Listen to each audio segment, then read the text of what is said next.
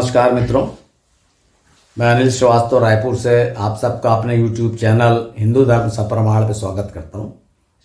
मित्रों, ये जो हिंदू धर्म पे हम चर्चा कर रहे हैं, हो सकता है आपको इसमें बड़ी काल्पनिक लग रही हो और बड़ा लोगों को पुराण पूरी कल्पना, माइथोलॉजी बोलते हैं ना आप लोग, तो पूरी कल्पना लगती है।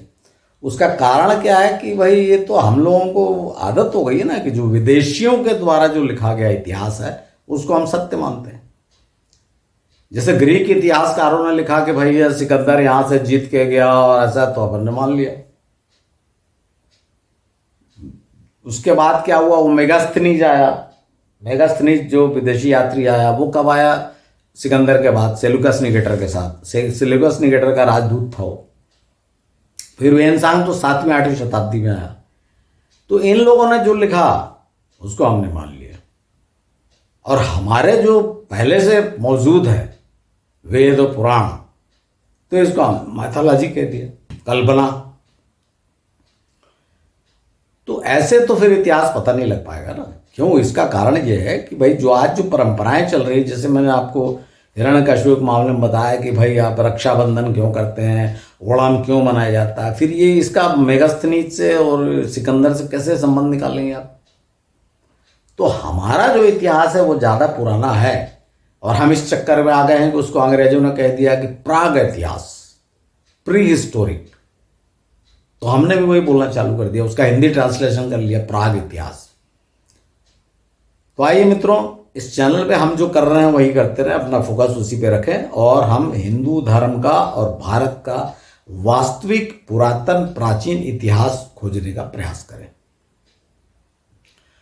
तो मित्रों, पिछले एपिसोड में मैंने आपको भगवान विष्णु के जो अवतार परशुराम जी का एक पार्ट बताया कि भाई उन्होंने अपनी माता का वध क्यों किया, और 21 बार क्षत्रियों के संहार की वास्तविकता क्या है।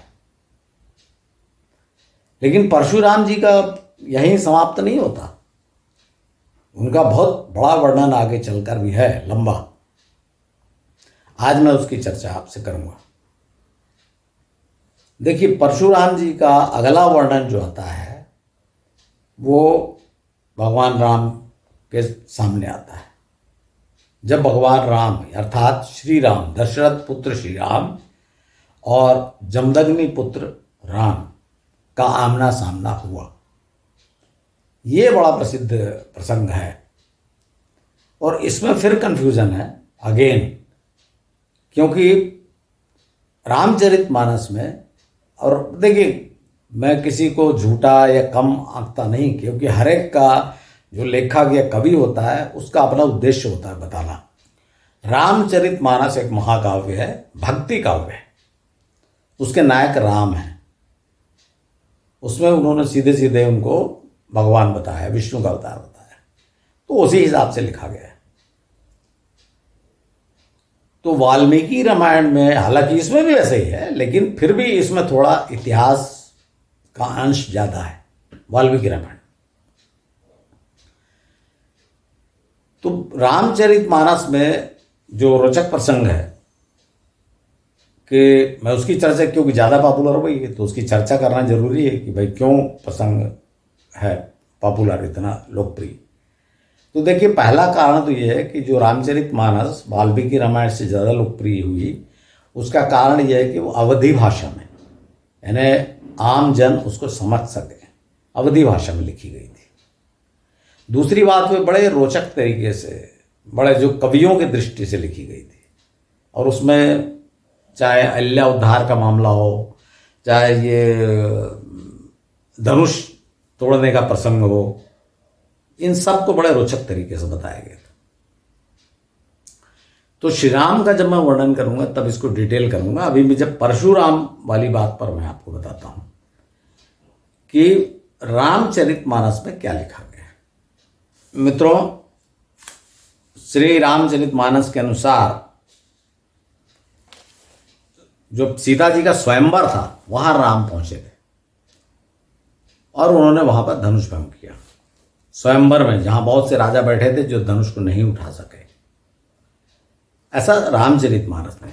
वाल्मीकि रामायण में ऐसा नहीं है। तो मैं ये रामचरितमानस प्रसंग बता रहा हूँ कि जब ये धनुष टूटने का प्रसंग हुआ और जब ये शादी की तैयारियां चल रही थी, विवाह की तैयारियां चल रही थी, तब परशुराम जी को पता चला कि शिव धनुष टूट गया। तब वे अत्यंत क्रोधित होकर उस स्थान पर पहुंचे। परशुराम जी ने राजा जनक से कहा, अतिरिस बोले बचन कठोरा, कहु जड़ जनक धनुष कै तोरा, देगी देखाओ बूढ़ नता आजू, उलटहु मही जह लही तव राजू। अर्थात अत्यंत क्रोध से बोले कि हे मूर्ख जनक, बता धनुष किसने तोड़ा, उसे शीघ्र दिखा, नहीं तो अरे मूढ़, आज मैं जहां तक तेरा राज्य है वहां तक की पृथ्वी को उलट दूंगा। यह सुनकर जो लक्ष्मण जी मुस्कुराए और लक्ष्मण जी ने कहा, बहु धनु ही तोरी लरिकाई, कबहु न असी रिस कीन गोसाई, यही धनु पर ममता के ही हेतु, मुनि रिसाई कह भृगुकुल केतु। यानी हे गोसाई, लड़कपन में हमने बहुत सी धनुहियां, उन्होंने अपमान करते हुए कहा कि धनुहियां तोड़ डाली, किंतु आपने ऐसा क्रोध कभी नहीं किया। इसी धनुष पर इतनी ममता किस कारण है? यह सुनकर भृगवंश की ध्वजारूप परशुराम जी कुपित होकर कहने लगे, रे नृप बालक कालवश बोलत तो ही न संभार, धनु ही सम त्रिपुरारी धनु विदित सकल संसार। अरे राजपुत्र, काल के वश में होने से तुझे बोलने में कुछ भी होश नहीं है। सारे संसार में विख्यात शिव जी का यह धनुष क्या धनु ही के समान है। तो इस प्रकार के बड़े अच्छे अच्छे प्रसंग है। और जब वे धमकाते हैं परशुराम जी, तो लक्ष्मण जी फिर से उनको फिर से भड़काना कहना चाहिए। कहते हैं, यहाँ कुम्हड़ बतिया को उनाही, जे तरजनी देखत मरि जाही, देखी कुठारु सरासर बाना, मैं कछु कहा सहित अभिमाना। जहाँ तक कुम्हड़ा की बात है, मैं को कुम्हड़ा, जो कुम्हड़ा होता है कद्दू, वो उसकी बतिया जो शुरू में जो छोटे सा फल बनता है फूल के पीछे, उसको बतिया कहा जाता है, कुम्हड़े की बतिया। तो ऐसा मान्यता है कि उसको उंगली नहीं दिखाई जाती, नहीं तो वो मर जाता है। तो उसी बात को वो कह रहे हैं लक्ष्मण जी कि कुम्हड़े की बतिया नहीं है कि जो आपकी तर्जनी उंगली की इशारा देख के मर जाएगी। कुठार और धनुष बाण देखकर ही मैंने अभिमान सहित कुछ कहा था। इस प्रकार के इनके आपस में बर्ताव चलते रहे और आखिरी में लास्ट में ऐसा वर्णन है कि परशुराम जी समझ जाते हैं। बड़ा अच्छा एक, इसको मैं आपको जरूर इस श्लोक को बता देता हूँ, फिर वाल्मीकि रामायण बताऊंगा। एक बड़ा अच्छा श्लोक है, वो आपको बताता हूँ। जब इसमें कहा, इसमें ज़्यादा वर्णन नहीं है, तो बस ये कहा कि जब धनुष पे उन्होंने बाण चढ़ा लिया, परशुराम जी के द्वारा दिए गए धनुष पे बाण चढ़ा लिया रामचंद्र जी ने, तो परशुराम जी समझ गए कि ये विष्णु के अवतार, ऐसा लिखा है। पर इसमें जो एक श्लोक है मैं आपको बताना चाहता हूँ, क्योंकि पहले मैंने एक जो पहला अवतार विष्णु का बताया है, हंसावतार, उसका उल्लेख है इस श्लोक में। वही श्लोक इस प्रकार से है, करो काह मुख एक प्रशंसा, जय महेश मन मानस हंसा, अनुचित बहुत कहे कहूँ अज्ञाता, क्षमहु छया मंदिर क्षमा मंदिर तो दो भ्राता। अर्थात मैं आपके एक मुख से आपकी क्या प्रशंसा करूं, हे महादेव जी के मन रूपी मान सरोवर के हंस, इसको ध्यान रखिएगा, हे महादेव जी के मन रूपी मान सरोवर के हंस, आपकी जय हो। मैंने अनजाने में आपको बहुत ही अनुचित कहा और आपके क्षमा के मंदिर आप दोनों भाई मुझे क्षमा कीजिए। यहां पर मित्रों देखिए आप, इन्होंने क्या कहा, महादेव जी के मान सरोवर के हंस, और मैंने आपको भगवान विष्णु का पहला अवतार बताया हंस, उसका वर्णन है यहाँ पर हंसावतार का। देखिए मैं आपको पहले ही बताया था ना कि हंसावतार का आपको ज़्यादा उल्लेख नहीं मिलेगा, या मिल गया प्रसंगवश, तो मैंने इसलिए आपको बता दिया। अब ये तो हो गया इसका वर्णन, लेकिन वाल्मीकि रामायण में ऐसा नहीं है। वाल्मीकि रामायण में जो वर्णन है, वाल्मीकि रामायण के वर्णन के अनुसार जब बारात लौट रही थी, विवाह के बाद जब बारात लौट रही थी, तब रास्ते में राजा दशरथ जब बारात लेकर लौट रहे थे तब महर्षि परशुराम वहाँ पहुँचते हैं। मित्रों, वाल्मीकि रामायण में इस घटना का वर्णन कैसा है वो मैं आपको बताता हूँ। ये पहले आप ये श्लोक देखिए। इस श्लोक के अनुसार राजा दशरथ ने देखा कि क्षत्रिय राजाओं का मान मर्दन करने वाले भृगुकुल नंदन जमदग्नि कुमार परशुराम सामने से आ रहे हैं। वे बड़े भयानक दिखाई देते हैं। उन्होंने बड़ी बड़ी जटाएं धारण कर रखी हैं। वे जाजल्यमान हो रहे हैं। साधारण लोगों उनकी ओर देखना भी कठिन है। वे कंधे पर फरसा रखे हैं और हाथ में विद्युत गणों के समान दीप्तिमान धनुष और भयंकर बाण लिए त्रिपुर विनाशक भगवान शिव के समान जान पड़ते हैं। अब एक ये श्लोक देखिए जिसमें इस घटना का वर्णन है, जो क्षत्रियों के संहार वाला। इसके अनुसार आपस में बात कर रहे, जो उनके साथ में ब्राह्मण थे, बारात के साथ में जो ब्राह्मण थे वो आपस में बात कर रहे हैं कि क्या अपने पिता के वध से अमर्ष के वशीभूत हो यह क्षत्रियों का संहार नहीं कर डालेंगे। पूर्व काल में क्षत्रियों का वध करके इन्होंने अपना क्रोध उतार लिया है। अब इनको बदला लेने की चिंता दूर हो चुकी, अतः फिर क्षत्रियों का संहार करना इनके लिए अभीष्ट नहीं है। ऐसा इसमें वर्णन है। मतलब आपस में डिस्कस कर रहे हैं कि भाई ये क्षत्रियों से नाराज हैं, लेकिन इनका क्रोध तो उतर चुका है, तो फिर से मारेंगे क्या। तब तक वे परशुराम आ गए और वे पूछने लगे राम से कि भाई ये किस प्रकार किसने तोड़ा। तो दशरथ जी उनसे बहुत क्षमा मांगते हैं कि भाई मैं तो अपने पुत्रों की विवाह करके वधुओं को लेके जा रहा हूं, तो आप क्यों। पर वो किसी की सुनते नहीं और राम से ही कहते हैं। राम से कहते हैं वो, ये श्लोक देखिए। इस श्लोक में लिखा हुआ है, रघुनंदन ये दो धनुष सबसे श्रेष्ठ और दिव्य थे। सारा संसार इन्हें सम्मान की दृष्टि से देखता था। इन्हें विश्वकर्मा ने बनाया था। नरश्रेष्ठ इसमें से एक को देवताओं ने त्रिपुरासुर से युद्ध के लिए भगवान शंकर को दिया था, जिससे त्रिपुर का नाश हुआ था। और यह वही धनुष है जिसे तुमने तोड़ डाला। और दूसरा दुर्धर्ष धनुष यह है जो मेरे हाथों में है। इसे श्रेष्ठ देवताओं ने भगवान विष्णु को दिया था और शत्रु नगरी पर विजय पाने वाला यही वैष्णव धनुष है। और फिर वो कहते हैं कि अगर वो तुम इसको चढ़ा सकते हो इस पे, तब मैं मानूंगा तुमको कि तुमने वो धनुष तोड़ दिया होगा। इसके प्रत्युत्तर में श्री राम जो संकोचवश खड़े हुए थे अपने पिता का ध्यान करते हुए कि भाई ब्राह्मण है सामने और बड़े लोग खड़े हैं, मैं कैसे बोलूं। फिर उन्होंने जवाब दिया उसका। ये श्लोक आप देखिए। इस श्लोक के अनुसार, भृगुनंदन ब्राह्मण, आपने पिता के ऋण से उऋण होने की, पिता के मारने वाले का वध करके बैर का बदला चुकाने की आपने जो क्षत्रिय संहार रूपी कर्म किया है उसे मैंने सुना है। आगे वह कहते हैं कि भार्गव, मैं भी क्षत्रिय धर्म से युक्त हूं, तो भी आप मुझे पराक्रमहीन और असमर्थ सा मानकर मेरा तिरस्कार कर रहे हैं। अच्छा, अब मेरा तेज और पराक्रम देखिए।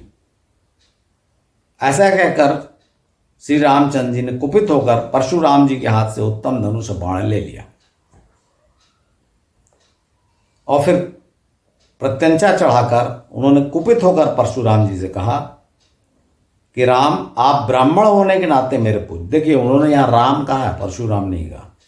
राम, आप ब्राह्मण होने के नाते मेरे पूज्य हैं तथा विश्वामित्र के साथ भी आपका संबंध है। इन सब कारणों से मैं इस प्राण संहारक बाण को आपके शरीर पर नहीं छोड़ सकता। ये अगला श्लोक देखिए, ये असली बात है इसमें जो बताना चाहता हूं कि राम, मेरा विचार यह है कि जो आपको शीघ्रतापूर्वक आने जाने की शक्ति प्राप्त हुई है और आपने अपने तपोबल से जिन पुण्य लोगों को प्राप्त किया, ये ध्यान रखिए, अपने तपोबल से जिन पुण्य लोगों को प्राप्त किया है उन्हीं को मैं नष्ट कर डालूं, अर्थात मैं आपका पैर काट डालूं। ये शब्द लिखा हुआ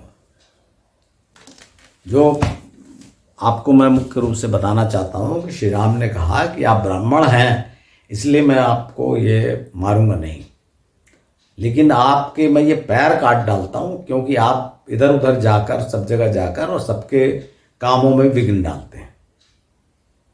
यह सुनकर परशुराम उनसे कहने लगे कि राम ऐसा मत करो, मेरे सब पुण्य लो। और फिर यह भी लिखा हुआ है कि मैं समझ गया तुम विष्णु के अवतार हो इत्यादि। जो भी है, यहाँ जो है आपने कई जगह और दूसरे पुराणों में ऐसा लिखा हुआ है कि राम परशुराम के बीच में युद्ध भी हुआ जिसमें परशुराम जी हार गए। यह इसमें वाल्मीकि रामायण में तो युद्ध हुआ नहीं लिखा, इसमें तो लिखा है कि उन्होंने बाण संधान कर लिया, और जब संधान कर लिया और बोला कि अब मैं तुम्हारे पैर काट डालूंगा, तो परशुराम जी ने सरेंडर कर दिया और उन्होंने कहा कि मेरे जितने मेरा राज्य, मेरे पुण्य लोगों को ले लो जो मैंने कमाए हैं, उसका मतलब यह हुआ कि मेरा जो राज्य है उस पर तुम अधिकार कर लो, और मैं ये आर्यावर्त ही छोड़कर चला जाता हूँ।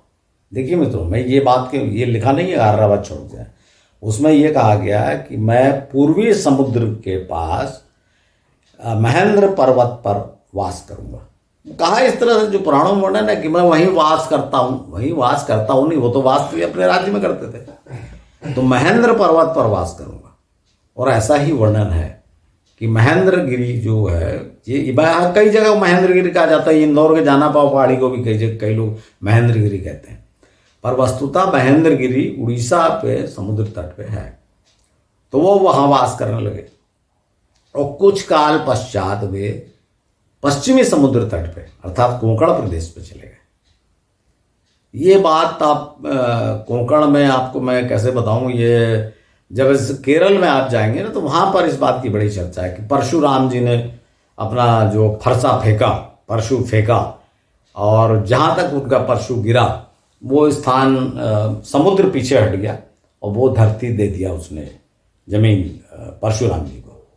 अर्थात पूरे कोंकण मतलब गोवा से लेके पूरा केरल तक का प्रदेश जो है परशुराम जी के शासन में आ गया, ये इसका उल्लेख होता है।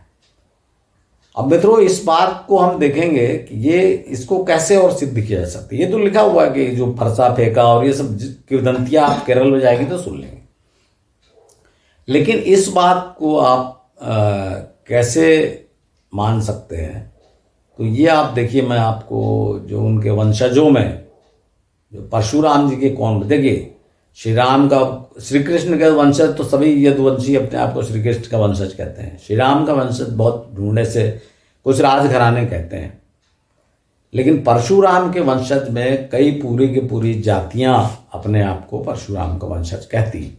इसमें से मैं आपको 2-3 जातियों का उल्लेख करूंगा, अधिक नहीं, क्योंकि इसमें प्रमाण ढूंढना आज देखिए, मानने की जहाँ तक बात है, बहुत सारी जातियाँ ऐसी जो अपने आप को किसी महान पुरुष देवता से जुड़ी हुई मानती हैं और उनकी परंपरा में चला आ रहा है, तो आप गलत तो कह नहीं सकते, लेकिन उसकी सत्यता ढूंढना भी बहुत मुश्किल है, प्रमाण नहीं ढूंढा जा सकता, तो इसलिए सिर्फ परंपराओं को देखा जाना चाहिए। तो इसमें मैं आपको उल्लेख करता हूँ सबसे पहले कोंकण पे रहने वाले चित्पावन ब्राह्मण का। ये मैं इसलिए इन जातियों का उल्लेख कर रहा हूँ विशेष करके कि इनके जो कर्मों में परशुराम जी जैसे ये ब्राह्मण हैं, किंतु इनका आचार व्यवहार ब्राह्मणों जैसा नहीं है, इसलिए मैं इनके, और ये अपने आप को परशुराम का वंशज मानते हैं, इसलिए मैं इनकी चर्चा कर रहा हूँ। तो जो चित्पावन ब्राह्मण हैं, ये इसमें भी कहानी है कि परशुराम जी आए तो चिता के पास कुछ ब्राह्मण खड़े थे, उनको परशुराम जी ने पावन कर दिया, तो वे चित्पावन ब्राह्मण कहलाए, चिता पावन ब्राह्मण कहलाए।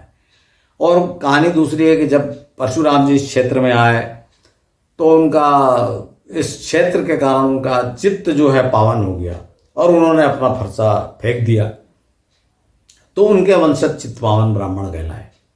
ऐसे इस तरह से अनेक कहानियां हैं। आप मतलब ये समझ लो कि कोंकण क्षेत्र में ये जो ब्राह्मण हैं, ये अपने आप को परशुराम का वंशज कहते हैं।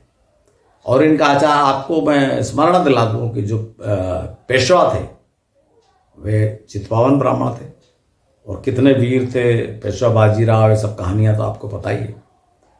तो वह क्षत्रिय कर्म करते थे, तो ये परशुराम जी जैसा व्यवहार हो गया ना। इसी तरह से जो बिहार के मोस्टली बिहार के रहने वाले भूमिहार वे स्वयं को ब्राह्मण कहते हैं, वहाँ बाकी लोग उनको भूमिहार कहते हैं, पर वे स्वयं को भूमिहार ब्राह्मण कहते हैं। भूमिहार अर्थात जिनको भूमि मिली, जो भूमि ने उनका ब्राह्मणत्व हर लिया, वे जमींदार। उनका सरनेम भी शर्मा वर्मा ये सब तो है ही है, लेकिन सिंह वगैरह भी है। भूमिहार ब्राह्मण जो अपने आप का सरनेम सिंह लगाते हैं क्योंकि वे लैंड लॉर्ड बन गए। इन सबको ये जो जातियां हैं ना, ये चित्पावन होगा, ये होगा, इसमें ऐसे सारस्वत ब्राह्मण है, तो ये अपने आप को अयाचक ब्राह्मण कहते हैं। अर्थात ये दान और दक्षिणा ये सब कर्म नहीं करते, और ये राजाओं जैसे इनका व्यवहार है, क्षत्रियों जैसा। तो ये सब अपने आप को परशुराम का वंशज कहते हैं।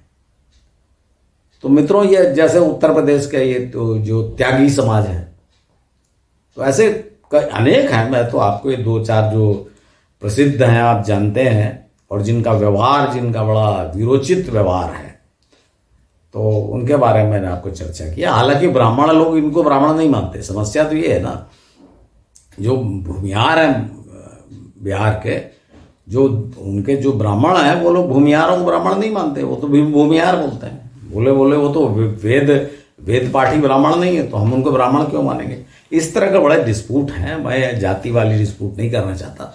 मैं तो आपको सिर्फ ये बता रहा हूँ कि परशुराम जी के वंशज पूरे कोंकण क्षेत्र में बिखरे हुए हैं, पूरे भारत में बिखरे हुए हैं, उत्तर से लेकर दक्षिण तक। और परशुराम जी के स्थल भी, अरुणाचल प्रदेश का भी एक स्थान है, उसे भी परशुराम झील बोले, परशुराम जी यहाँ नहाने आते थे। तो ऐसा अब इतनी दूर देखिए आप, अरुणाचल प्रदेश।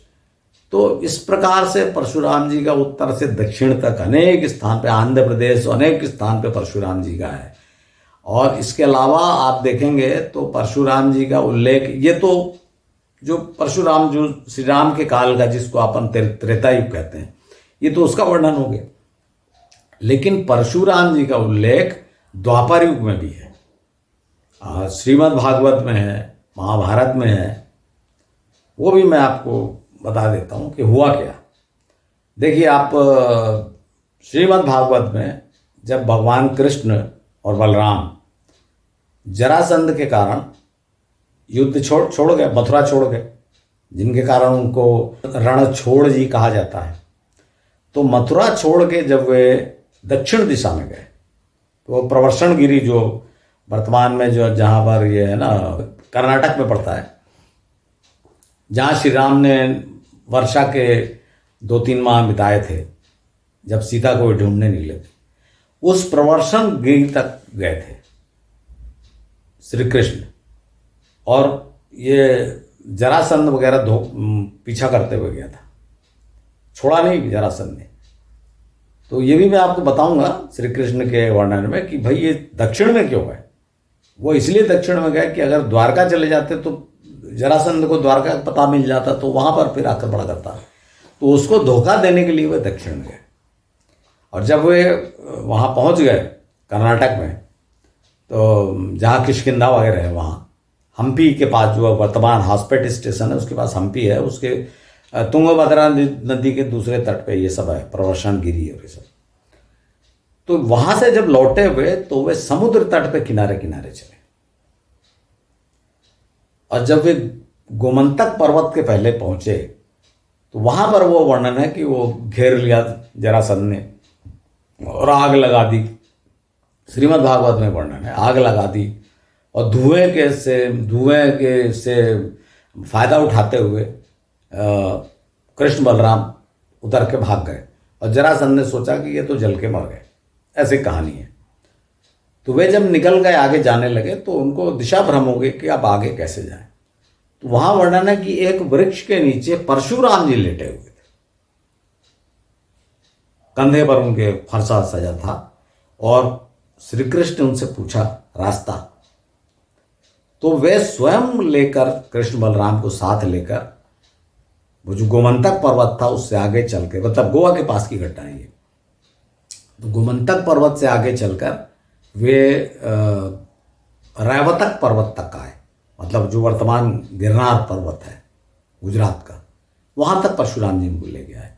और आगे बता दिया कि ये आगे द्वारका चले जाओ। तो रैवतक पर्वत तक आके तो श्री कृष्ण को भी मालूम था। ये वर्णन श्रीमद् भागवत में है।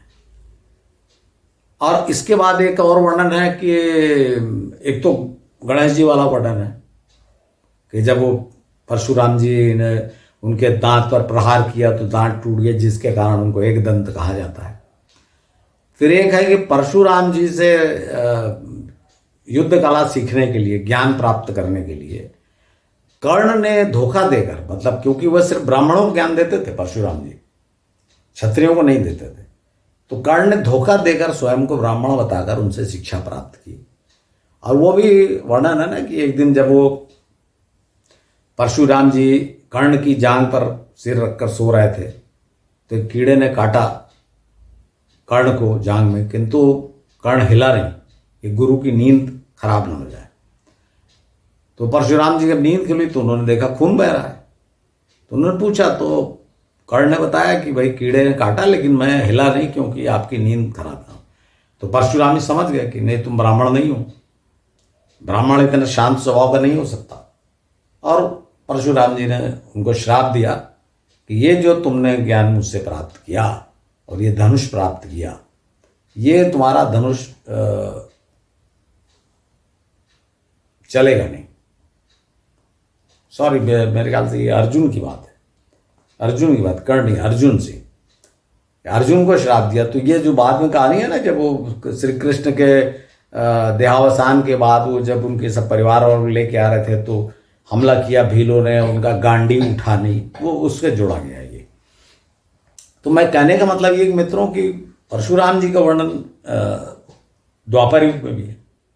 तो ऐसा कैसे हो सकता है कि 1000-2000 साल बाद, त्रेता के बाद द्वापर, और हम अपन लोग के हिसाब से 1.5 से 2000 साल बाद परशुराम जी जीवित कैसे हो सकते हैं?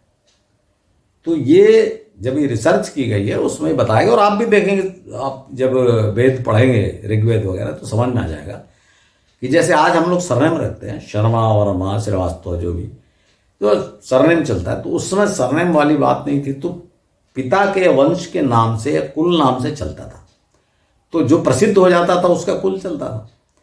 तो परशुराम जी प्रसिद्ध थे तो सब लोग उनके जैसा ड्रेस बने, फरसा रखे हुए चिन्ह कि भाई हम परशुराम के वंशज हैं, तो वैसा करते थे। तो ये वो वाली बात है, अर्थात परशुराम जी नहीं बल्कि उनके वंशजों ने ये वाले जो कार्य किए थे, अर्थात श्री कृष्ण को रास्ता दिखाया था या अर्जुन को युद्ध की शिक्षा दी थी, ये उनकी बात है।